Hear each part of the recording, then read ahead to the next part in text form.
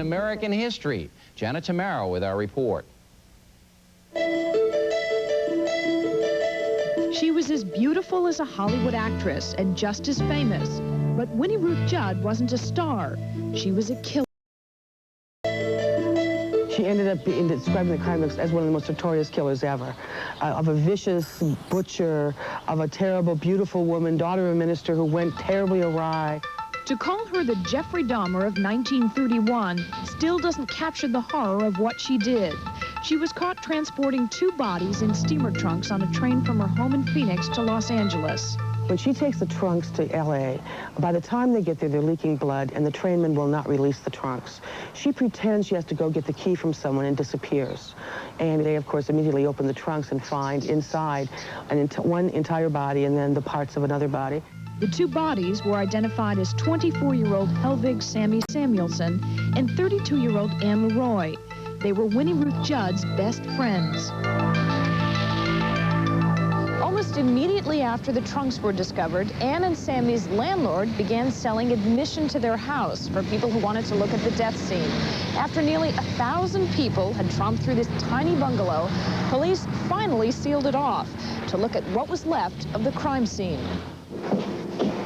Author Jana Bommerbach says the fact that police took their time to investigate was no accident. According to her book, The Trunk Murderess, Winnie Ruth was not alone the night Anne and Sammy were shot to death, and Phoenix officials covered up knowledge that someone other than Winnie dismembered the body. They knew from the very start, from a person I've uncovered in this investigation, that from the very first night they knew Jack Halloran was somehow involved in this case. Jack Halloran was a prominent businessman, married and the father of 3. His family was among the elite of Phoenix. They were very important people, very moneyed people.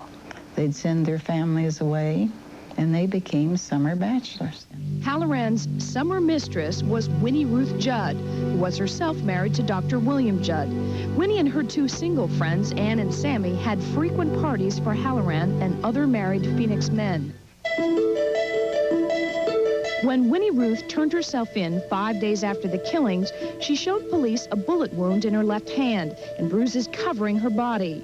She said that she'd killed her friends in self-defense after a violent quarrel, but that is all she would say. Bommerbach believes Winnie Ruth was keeping her mouth shut about Jack Halloran because she loved him and he'd promised to help her.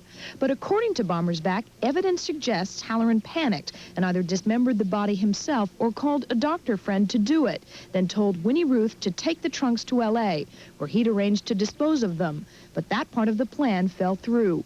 Why would all of these cover-up things happen if indeed this was a simple self-defense killing, unless you had a lot of other things that you were afraid were going to be exposed if these killings were exposed? County Sheriff John McFadden believed Winnie was being railroaded by Halloran's powerful friends and tried to get her to talk. His 18-year-old daughter Helen went with him to Winnie's cell. But her trial attorneys assured her part of their defense strategy was to have Halloran testify that the killings were in self-defense. Winnie believed Halloran would also explain how one body was cut up, but her attorneys never called him or Winnie to the stand. To this day, the one thing that will make her most angry is when she tells how she was hoodwinked by her own attorneys. After 3 weeks of testimony, the case finally went to the jury, but it only took them a few hours to decide. Winnie Ruth Judd was found guilty of the premeditated murder of Anne Leroy. Well, I just couldn't believe it, to tell you the truth, because she'd never been on the witness stand, and she got hysterical. Her husband slapped her and then hugged her. I don't want to talk about it. It was very sad. When she realized she would hang for her crime, she finally opened up to Sheriff McFadden, saying she was attacked by the 2 women and had struggled with them over the gun. She also implicated Halloran. McFadden now insisted on a grand jury hearing. Van Beck is the only surviving member of that jury. After I heard her, I didn't think she deserved hanging. I didn't think she was even guilty of murder at all. I knew she was involved. I felt she was involved. There was a fight and there was a killing, but I didn't think she was a murderer. The grand jury agreed that Winnie Ruth had killed in self-defense, but she never got a new trial. Instead, they indicted Jack Halloran as an accessory to murder. But through an incredible legal maneuver, Halloran was found not guilty. What happened was that they said since there was no crime, that when Ruth Judd didn't commit murder, according to the grand jury, then he couldn't be an accessory. to any crime. There was no crime. And yet she used death row to hang. The only way to save Winnie Ruth's life was to declare her insane. In 1933, she was committed to an insane asylum, and though she escaped 7 times, she wasn't released until 1971, when the governor commuted her sentence.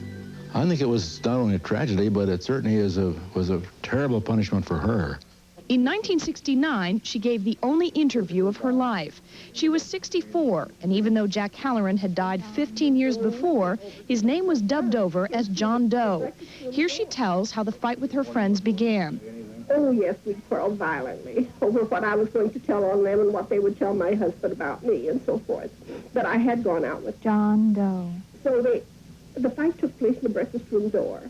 Winnie Ruth claims Sammy aimed a gun at her. And so then I grabbed her hand like this and kept pushed back.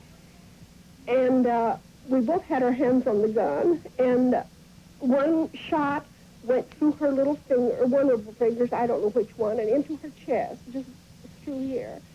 Then one bullet jammed and caught me here in the top of the gun. I had gun grease, a cut here. And we thought Anne came from behind. She got the ironing board from behind the water heater. And she says Anne hit her over the head with the ironing board, and the gun went off several times before Winnie Ruth passed out from the blows. Well, I think it's very clear that she probably shot Sammy, exactly the way she says in that fight. But I'm not convinced that she shot Anne Leroy at all. I mean, the only other person who is on the scene later that evening is Jack Halloran. Winnie Ruth Judd is 87 years old today and lives under an assumed name somewhere in California. I mean, this woman, 40 years of her life was taken away. This is above and beyond any level of cruelty or punishment that anyone would do for any crime. And to do it for a woman who did not murder anybody, I think is a terrible tragedy. And word is Miss Judd has read the book and is relieved someone believes her story.